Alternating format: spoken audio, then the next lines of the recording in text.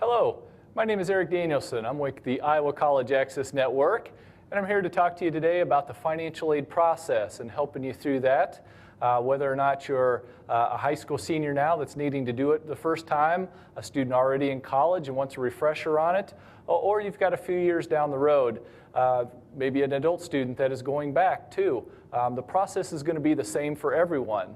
So today what I'm going to be discussing with you with this process is as if you were filling it out for the 18-19 school year, although some of the things that I am going to be mentioning to you today will be things that have always taken place in the past, and even if you're not going to have to fill it out for the next school year, but other school years down the road, unless some of the rules would change, these would be things to take with you. So one of the first things that I wanted to mention was we have information on our website at icansucceed.org. Typically when we go out to do presentations within high schools, for example, we'll have this Paying for College guide and then a one-page front and back ready to file the FAFSA white sheet. You can download these on our website, icansucceed.org, and on there we'll have a place where you can download the Paying for College guide as well as this one-page sheet ready to file the FAFSA, which gives you an idea exactly on what you would need to have in filling out the FAFSA form. Also wanted to mention that here in Central Iowa, we've got an office. We're located throughout the state in different locations, but the closest one to you, more than likely, will be our Ankeny office at the DMAC Ankeny campus. And actually in building number 5 is now where we're located. Within that, my slide here on this program is wrong, but building number 5, which has been newly renovated, is where we're located at now. We do say appointments are required, so we would love to have you give us a call. Or you can go to our website at icansucceed.org, and we have just started in the past year where you can schedule online. So at any time of the day you can go online and schedule for us as well. We just want to make sure someone is there, so we encourage you to make an appointment ahead of time, but we'd be more than happy to help you out through this financial aid process and filling out the FAFSA form when that time comes for you, whether this year or later on down the road. Now today what I want to talk to you about with mostly is going to be the financial aid process itself and knowing when you need to get it started as a family, and then a few things about the steps afterwards after you complete the financial aid form.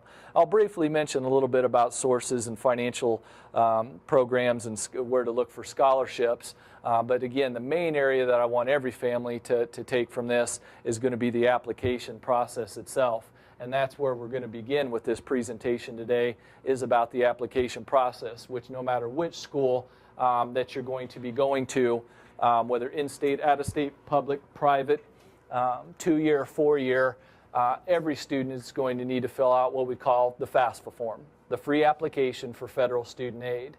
Now, this is a form that generally you're going to use that's required to see if you're eligible for state or even institutional aid as well. So even though it's a federal form and federal aid is determined by it, that isn't the only thing that it is used for. The states and the colleges themselves will utilize it too. It is going to get into your family's tax situation. Student, and for most students, especially if you're dependent students, it's going to get into parent information on the form as well. For students that are needing to fill out the 18-19 FAFSA form, going to college next fall of 18 and spring and summer of 2019, it is going to get into your 2016 tax information for the students and the parents. Now, one of the concerns we always like to address, and we get this question all the time, is should you bother in filling it out? Some families will think that they don't need to fill it out because they're not going to qualify for anything. Well, our answer to anybody that asks us that question is always yes, and there are 2 reasons. One, it is required for the federal loans. Students, no matter what their family's financial situation is, will be eligible to get federal Stafford loans. As a freshman, it's $5,500, and then it goes up a little bit each year as a sophomore, and then junior and senior year as well. But to be able to get that, you must have a FAFSA form on file. And usually, those are going to be the first loans that students should take out before any other, if they're going to need student loans at all. Even if you don't think you're going to need student loans as a family, we would still encourage you to fill it out as a just-in-case situation. If something comes up during the middle of a school year, if you've already got the FAFSA form on file and now you need that federal student loan, that's one less thing that you've got to worry about taking care of later on down the road. Now, another reason is because some colleges might require to give their institutional money, and that could be money based on merit awards like academics, athletics, artistic ability, which can be really given no matter what the FAFSA form says, but some colleges still want it on file before they'll give it. I think in many cases they just want to make sure that students don't qualify for anything else, that aren't leaving any money on the table, so that they require you to fill that out. Now, what started a year ago, last year, was the FAFSA moved up 3 months from when you can start filling it out for the next school year. So for this year, for the 18-19 form, you could begin filling it out on October 1 of 2017. And the website to go to, FAFSA.gov, which actually they are changing that now, instead of www, just put in FAFSA.gov, and that'll take you directly to that website. This is the way we want everybody to fill it out going online, because it's a lot easier in filling it out. There's some skip logic there that can make it a little bit simpler on there. You're less likely to make errors and leave something blank when you do it online. 99% of the families that fill it out do the process online now, so we really want to encourage when the time comes for you to do that. But the big change was that you could not begin filling out the form in the past until after January 1. Last year was the first year. This is the second year where you can start filing after October 1, and they're looking 2 years behind in the tax forms. Again, I had mentioned earlier, for students going off in 18-19 college year, they are going to be asking 2016 tax information on that FAFSA form. So you could begin filling it out after October 1. Now, when you actually need to get the form filled out really depends on the college or colleges that a student is looking at. Different colleges will have different priority dates for when they want the form to be filled out, and some college priority dates could be December 1, others could be March 1.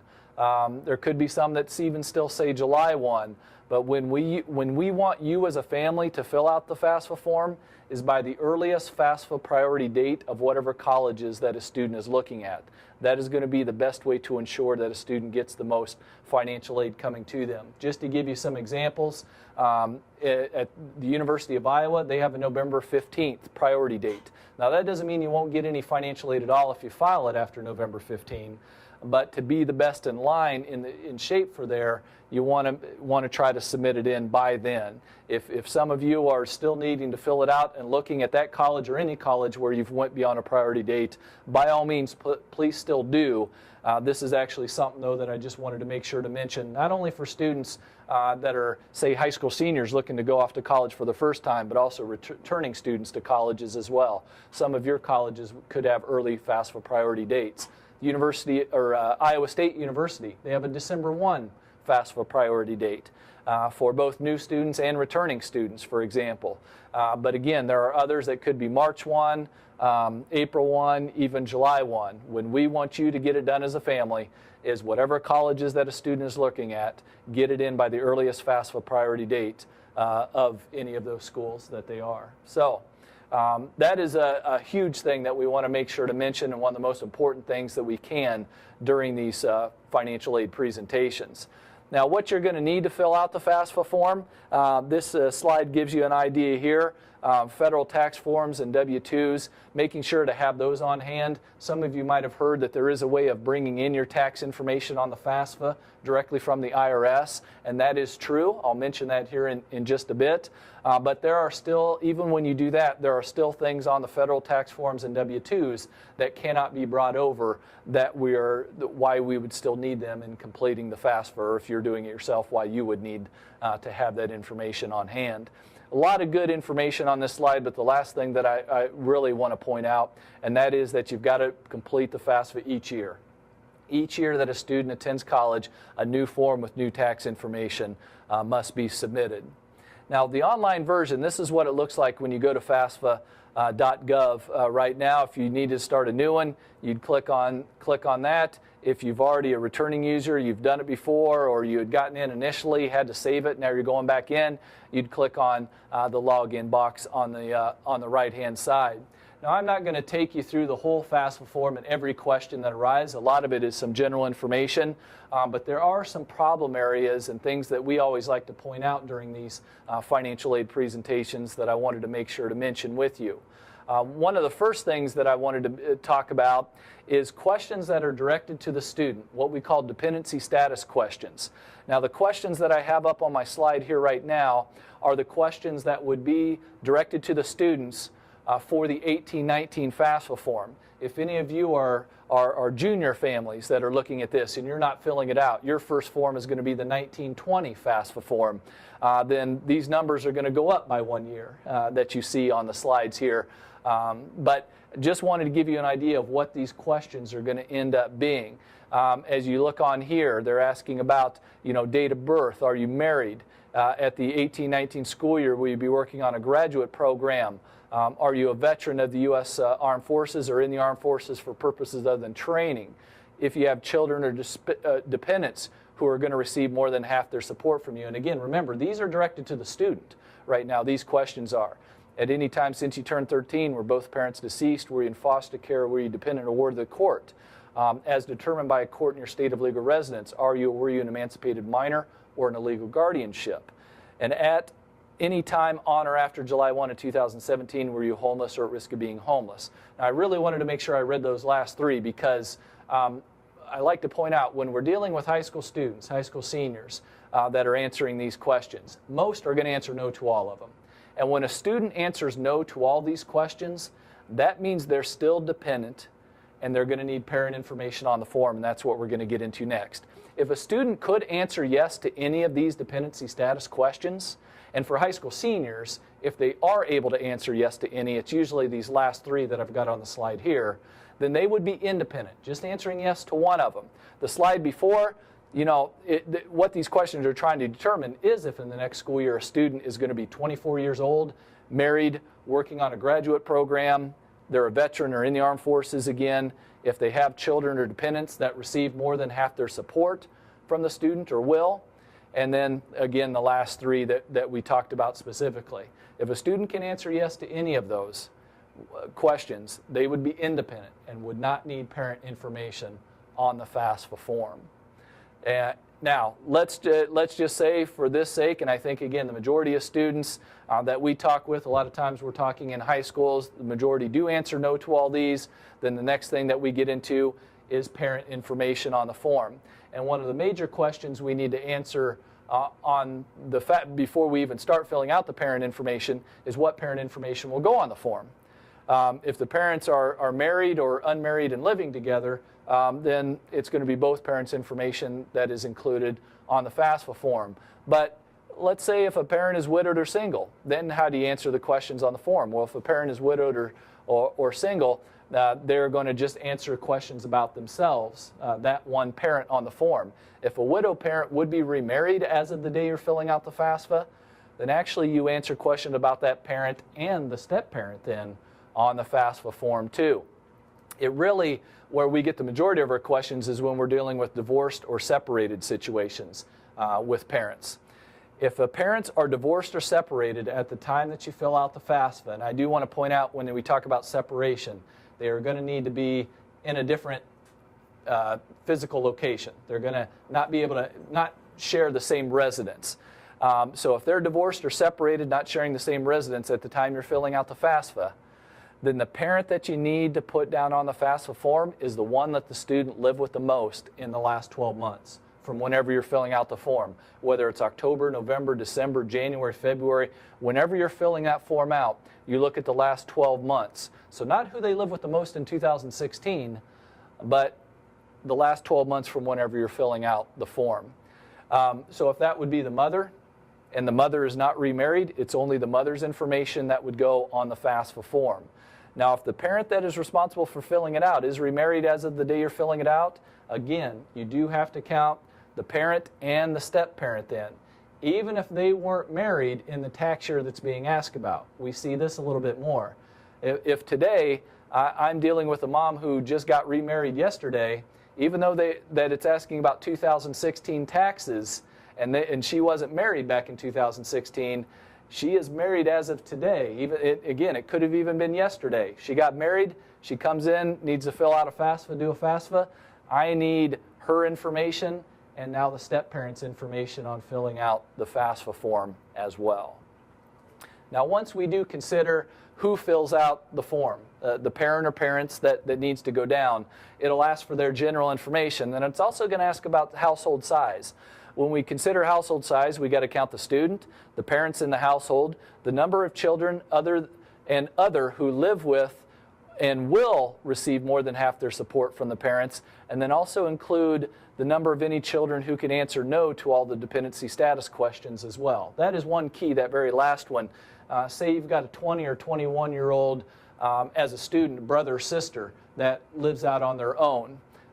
Maybe, parents might not even support them at all, but they're not going to be 24 next year. They're not married. They don't support a child. In other words, they answer no to all the dependency status questions as well. If they tried to go back to college, they would need parent information still on the FAFSA form. So because of that, as the student, you can still use any of the children that answer no to all the dependency status questions in that household size. And the higher that number is, the better off it really is for the student. So we want you to count every one that you can when it asks the question about the household size. Now, on the 1819 form that's currently available, it gets into your 2016 tax information on the form: adjusted gross income, income tax paid, exemptions, what parent one, parent two, whether it's one parent or both parents' information, if you're counting both parents on the form, what they earn from working. So questions directly off the taxes. And then it gets into 3 asset questions directed to the parents. And those 3 asset questions are: as of today, what do you have for your cash, savings, and checking? As of today, what do you have for current investments? And then as of today, what do you have for business and or investment farm value? Now let me take that the last asset question that I just mentioned first. For business and investment farm value, if you had to count it, you would need to include the market value of land, building, machinery, equipment, inventory, all of that. But it's net worth, value minus debt. The debt, though, can only mean those debts for which the business or investment farm was used as collateral. So if you had to count it, that's what you would have to include. But as I say that, I want to point out first, with a business, you do not have to include the business value, business as an asset for value, if you or your family owns and controls the business and has less than 100 full-time employees. So if you or your family, and definition of family owned is really, as you're looking on the slide, just about any way you can be related to someone. If you or your family owns and controls it and less than 100 full-time employees, the business as an asset itself would not have to be included. Now, for investment farm, you do not have to include an investment farm that you live on and operate. If you live on and operate the family farm, you do not have to include that as an investment farm. Now, it's not always that cut and dry, and obviously living here in the state of Iowa, this can affect a lot of families. Not every family lives on and operates the family farm. If anybody is a family farmer, that you do not live on the farmland that you own and operate, or not all the farmland you own and operate you live on, what I want to encourage you to do is talk to the college or colleges where your son or daughter is looking at and see how they want you to answer that question.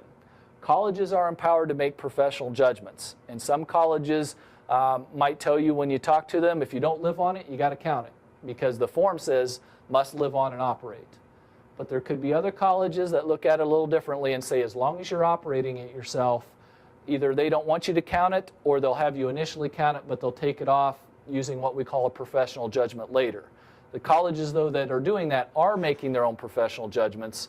And so any college that you were looking at, you didn't need to ask each one. If a student is looking at 10 colleges and you're a family farmer with that question, yes, you would need to ask all 10 colleges with that question to see how they want you to answer it. Now, if you get different answers, from colleges, which can certainly happen, one wants you to count it, one doesn't, what you can do is go ahead and initially count it, and the one that didn't want you to, again, for their results, they can pull it off later using this professional judgment. That's not the only professional judgment that is out there. I'll mention a couple other ones in just a bit, but that's always a big one here in the state of Iowa. So any family farmers that are out there, if you have questions, I would encourage you.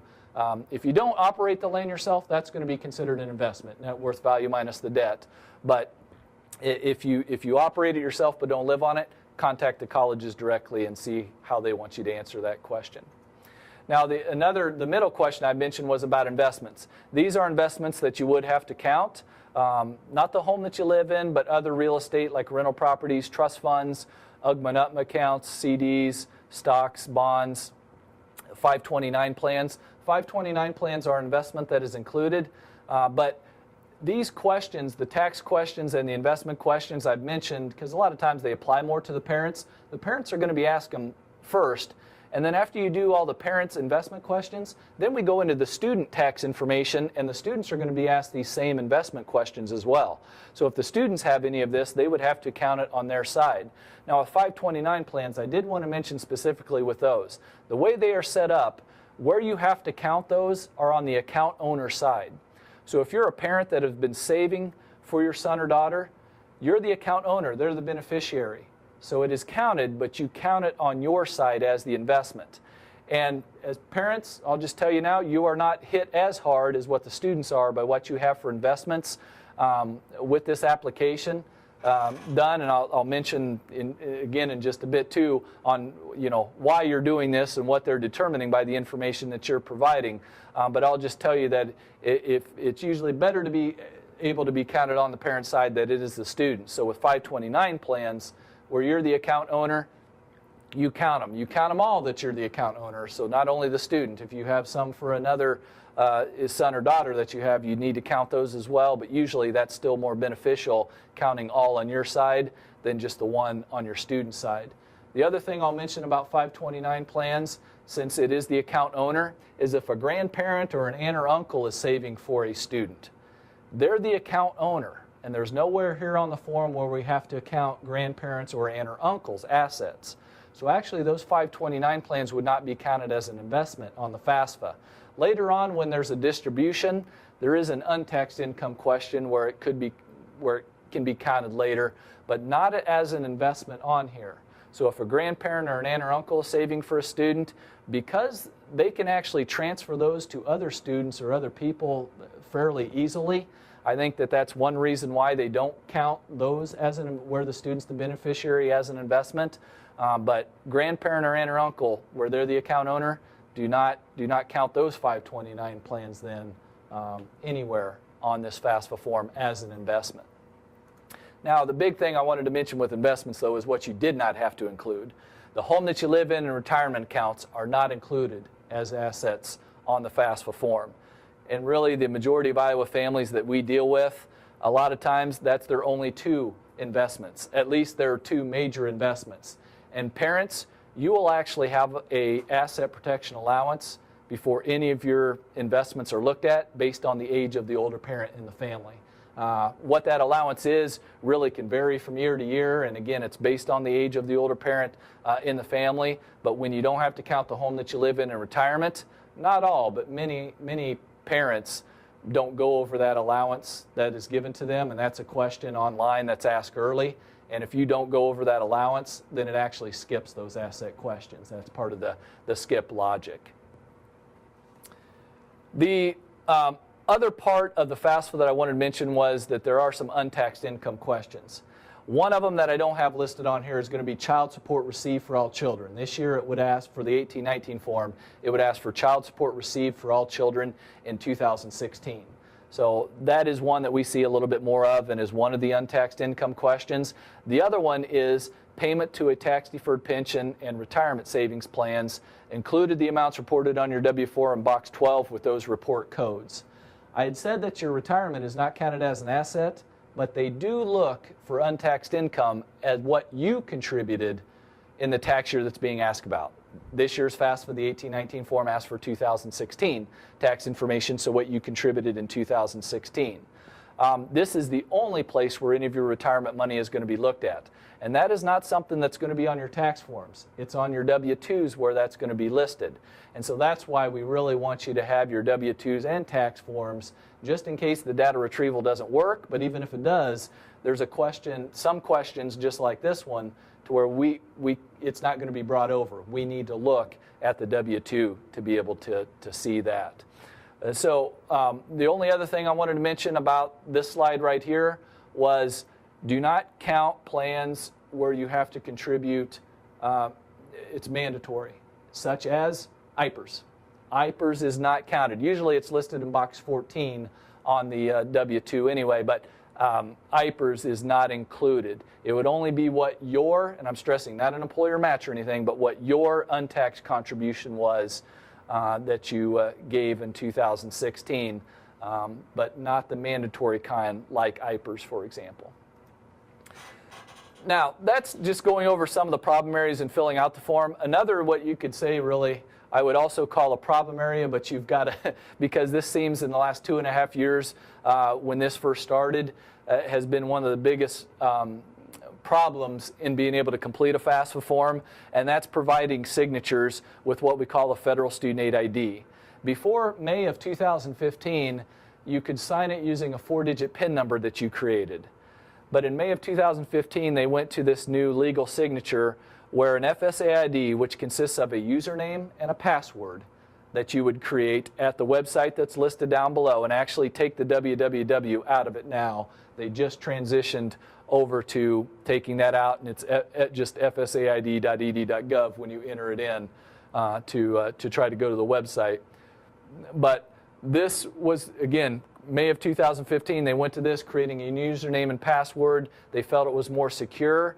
And really, if people have the FSA IDs and remember them from year to year, because again, remember, this is a process you got to redo each year. You will reuse your FSA IDs each year as well. But if you forget them, there is a way of retrieving them, but it's not as easy as what it used to be. I'll just say that.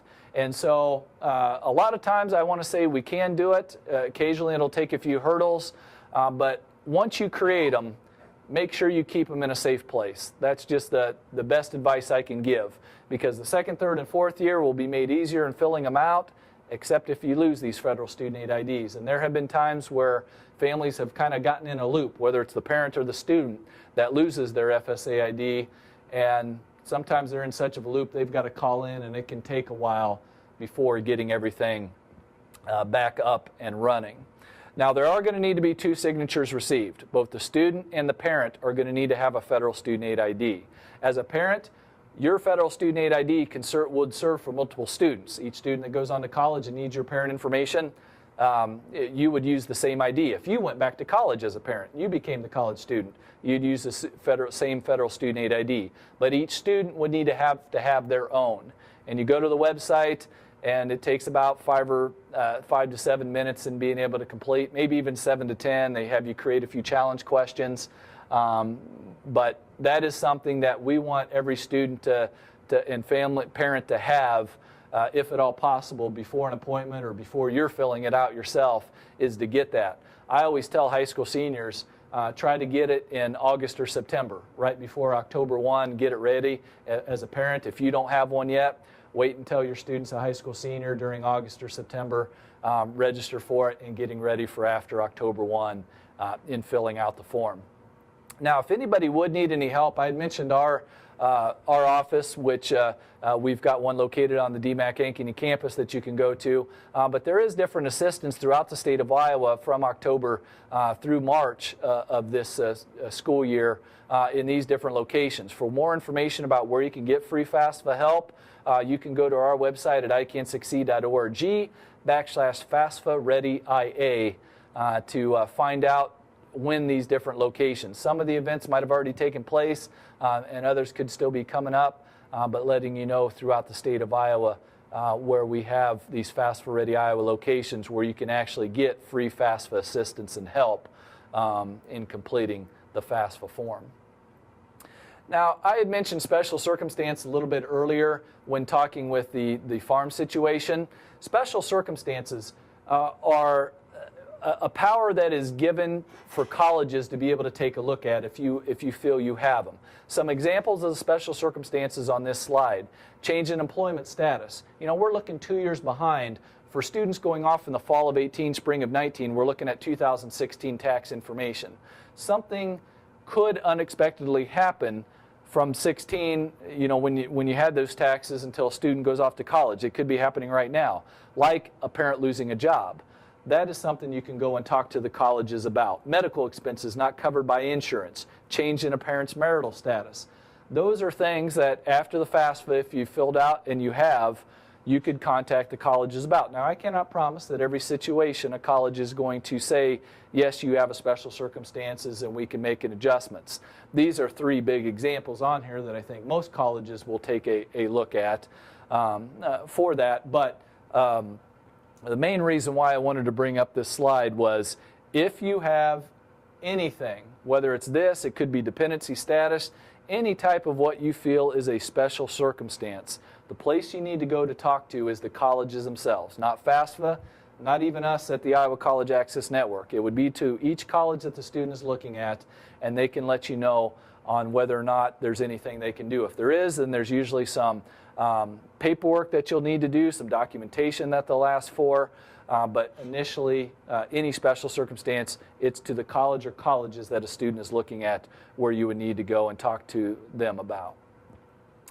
Now, after you filled out and submitted in the FAFSA form, beating any FAFSA priority dates that you needed to, when the colleges get the results within about a week or 2, it's called a student aid report. You should get back an email stating, you know, your FAFSA has been processed and the student aid report, or SAR as we like to call it, is available.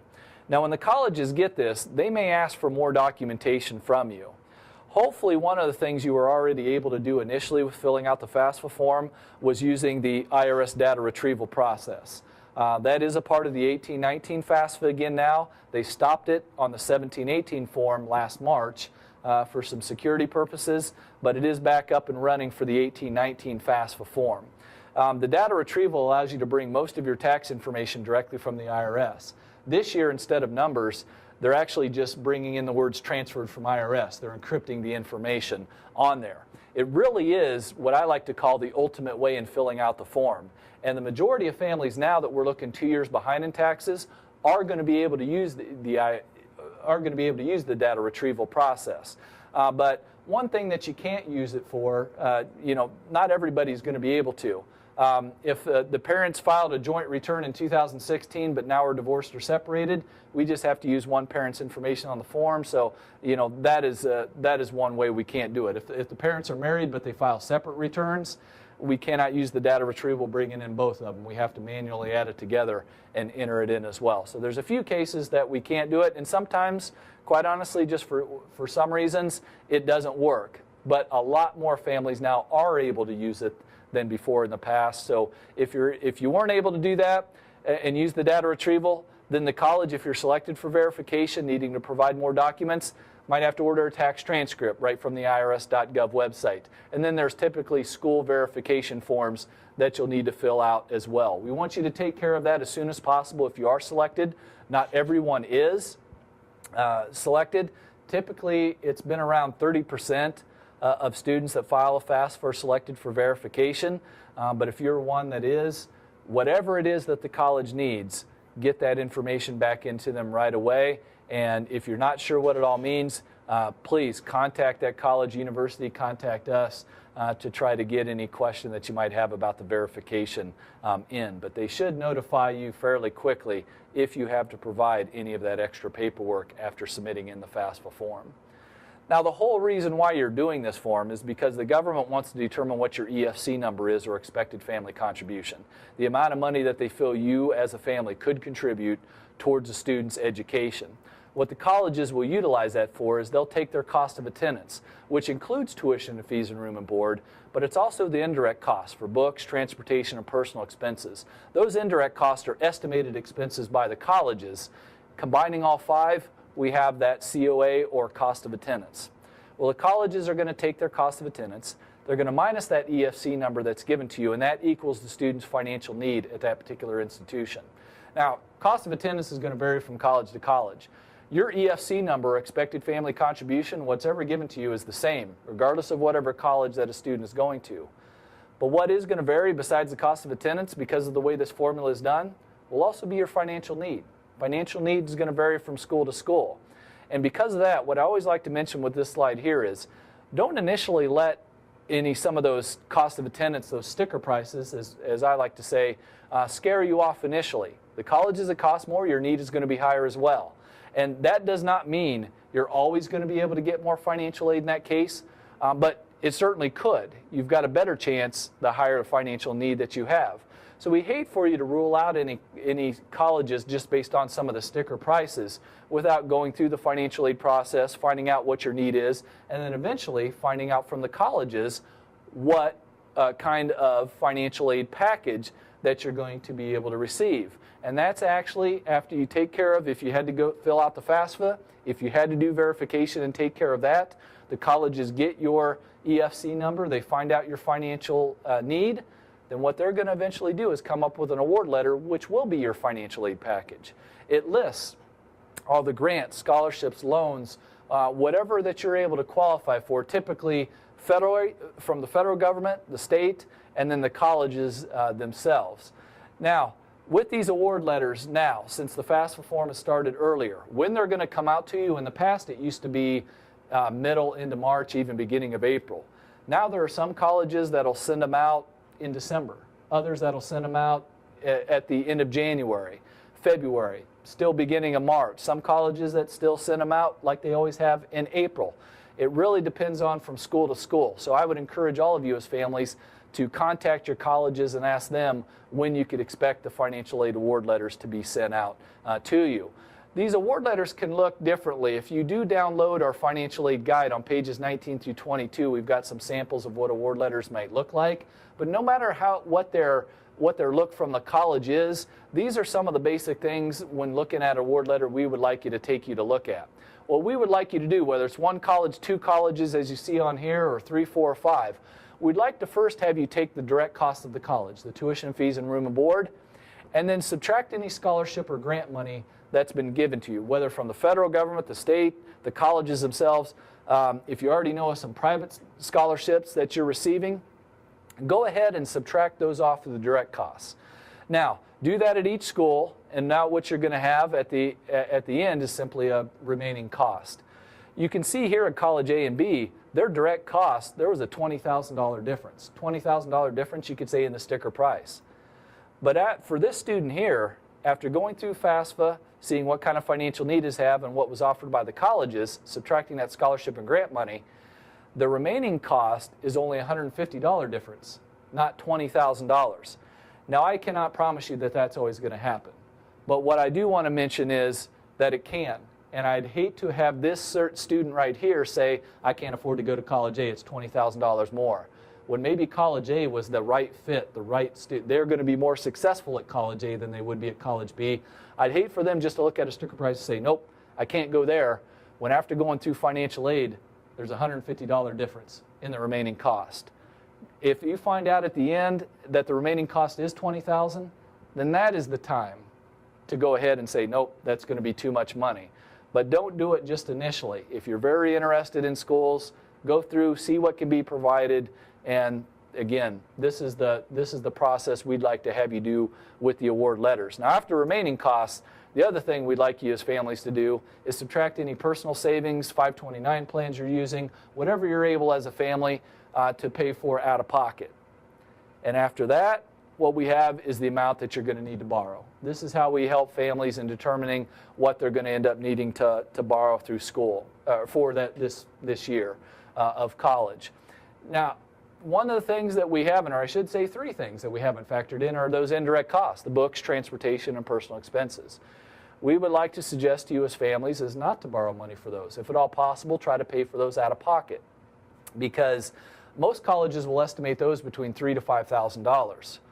Well, if you borrow for that, even though a lot, not all, but most families could pay for those out of pocket. It's not something you're directly billed at the very beginning of a semester. There are going to be books that are needed at the very beginning and to pay for, but a lot of those accrue throughout. So as parents, if you can help the student in paying some of those as they go along, students work to help pay for some of those expenses. Instead of borrowing $7,300, where a lot of students get into trouble is they borrow for those indirect costs, and they'll say, I'm going to take that extra $5,000, and now it's $12,300 instead of $7,300.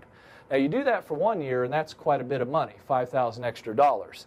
If you're going to a 4-year school and you do it each of the 4 years, you're looking at an extra $20,000 on top of your student loan debt that you, on top of what you need to borrow for the direct cost, the tuition, fees, and room and board, that you might not have needed with the indirect costs. And that's where a lot of students get into trouble over borrowing, is they borrow more than they need to, especially for those indirect costs. We do not want you to borrow any more than you need to. And here is a website right here, studentloan.org/game plan, that is, as it says on the thing, a planning tool to help you estimate your career's repayment capabilities.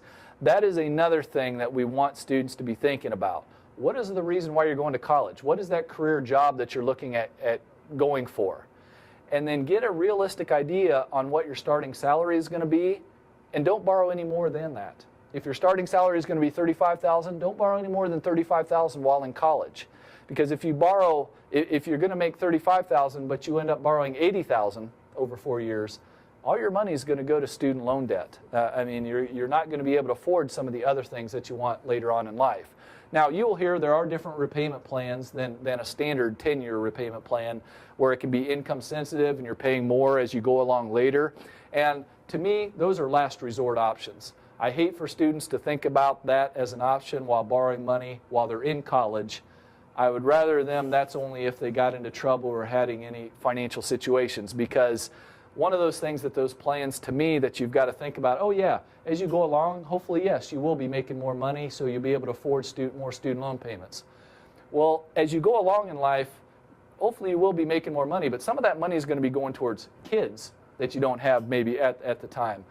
Getting married, wanting to buy a newer house. I mean, a lot of other things that money can go for, that it might be harder to pay a larger portion of your student loan debt too. So we really want to try to hit students at the front end. Don't borrow any more than you need to. Try to keep that debt load down. And again, this website here can help you go through some of that and not over borrowing, depending on the career that you want to get into. Now, an area that I'm going to cut down on here to kind of wrap up is the sources on where financial aid money can come from. Not every student's going to see every type of financial aid that is available, so I just wanted to briefly mention this before we finish up today.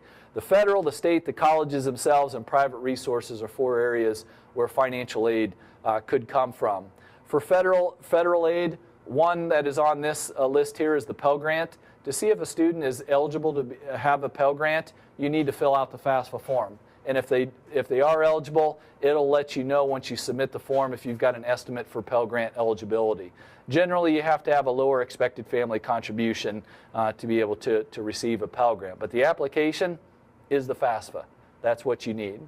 Another type of federal aid that I also sort of had mentioned earlier was the federal student loans, also known as Stafford Loans. You could hear the term direct loans because they come directly from the federal government. These are loans that are going to be available to students as long as they fill out a FAFSA form. For Stafford Loans this year, the current interest rate is 4.5. The 18-19 Stafford loan interest rates for students borrowing during that year, we won't know what those rates will be until usually June of 2018 for the 18-19 year. We typically don't find out what the next school year's interest rate is going to be until the June before. What students can borrow gradually continues on as they continue on into college. As of right now, $5,500 as freshmen, $6,500 as sophomores, and then $7,500 as juniors and seniors. There is a federal loan called a PLUS loan that a parent could take out as long as you're in good credit standing, because there is a credit check with that. This year's current interest rate is 7.0%, and there are also fees that are involved with that loan. What a parent would be eligible to borrow if they are in good credit standing and can take it out is the cost of attendance of the college minus any other financial aid that a student receives. That's what they would be eligible to be able to borrow for there. State of Iowa aid, a lot of State of Iowa aid to see if you're eligible for can result directly from the FAFSA form. So that is still an application, even though it's a federal form. State aid can be determined by that. The one I like to mention is the Iowa Tuition Grant program on here. That's for Iowa students attending a private school in the state of Iowa.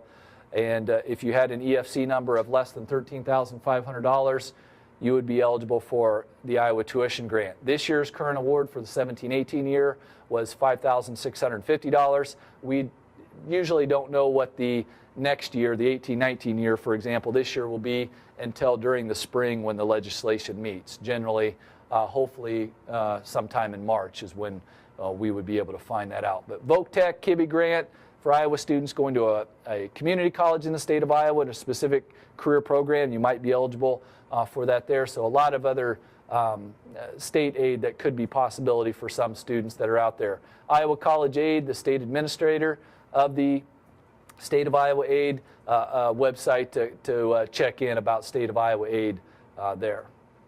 There is also a Iowa financial aid application, especially for students that are TRIO participants, homeless youth, or alternative program, high school grads should fill out this, as well as members of the National Guard, if you were in foster care or subsidized guardianship, or participate in the state fair, applying to the Iowa financial aid application, which can also be done at the iowacollegeaid.gov website.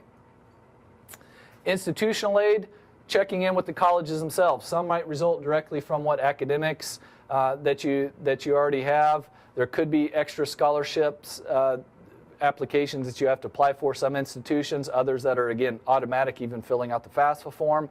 Where you would find out that information would be directly from the school's websites. And then another area that we see a lot more that students are not taking advantage of are private scholarships. Here's a list of places to be checking into for private scholarships there, including the internet at icansucceed.org/scholarships. On our website, we're linked to some free national scholarship searches that are on there, as well as one or two that are more by the state. But this is something that I would encourage students to look at, almost like a part-time job. You know, even if it's 1 or 2 hours a week, be checking in for private scholarships, because every little bit somebody gets, you know, whether it's $100, $200, $300, $500, whatever it is, it's less money that you've got to borrow or come up with out of pocket. An example of one that we've actually been giving out for ICAN the last couple of years. 2 students can earn $250 each. This is open for Iowa high school seniors graduating in 2018 and attending an Iowa college in the fall of 2018. You apply by March 1 on our website at icansucceed.org/ICAN Scholarship. And it's a scholarship that's honoring one of our former colleagues who's retired. He actually comes back to help us during our heavy FAFSA season, but honoring one of our colleagues who had been in the financial aid realm for nearly 40 years. So we're proud to have been able to offer this the last 3 or 4 years for students. So just one example of a private scholarship that is out there for students to be able to look at. In fact, this is another list that we came up with the last couple of years of actual private scholarships that have been out there in the past.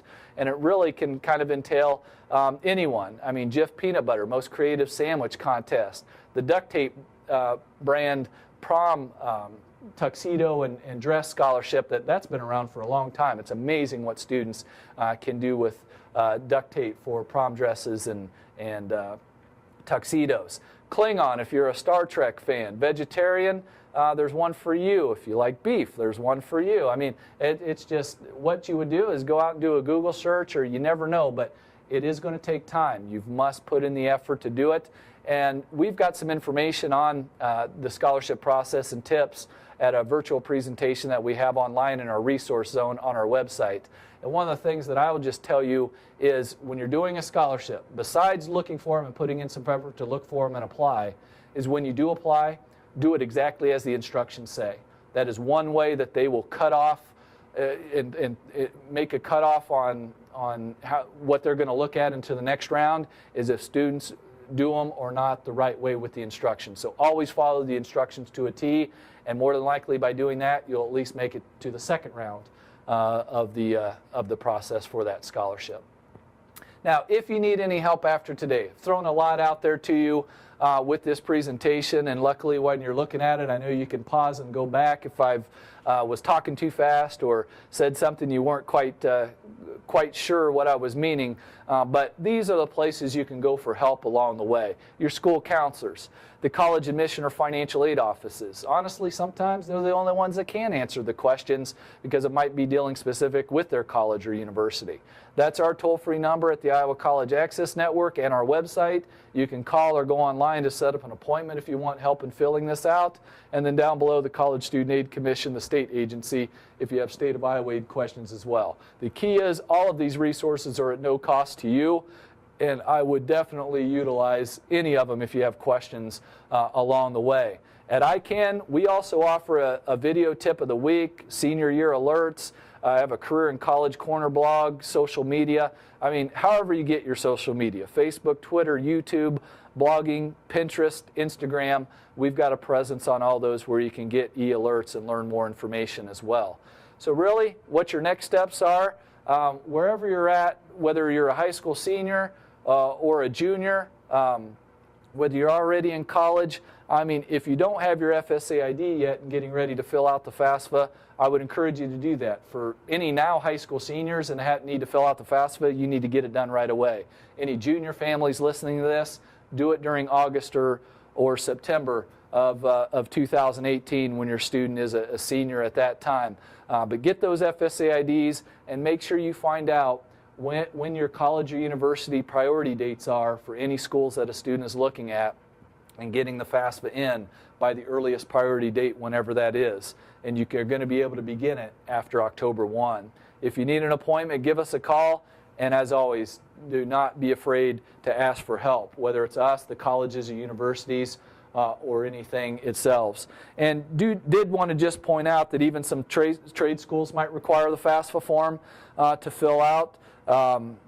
And a lot of different, if you want to know, I guess, what school, if there are some schools you feel may not require it, you can always double check and ask them. But for a school to be able to get the FAFSA form sent to them, they've got to be Title IV funded. In the majority of schools, that is the case. They're going to be able to receive that. So you can always, if you're not sure whether or not they accept the FAFSA, you can contact them. But there are many trade schools and everything right now that some, if they feel like, I don't know if they accept it, ask them, but there are many that do accept that. So thank you very much for clicking on this today and listening to the video. I hope it's been a help for you. Good luck through this whole process. And again, feel free to give us a call or go to our website for more information if you need to. Thank you.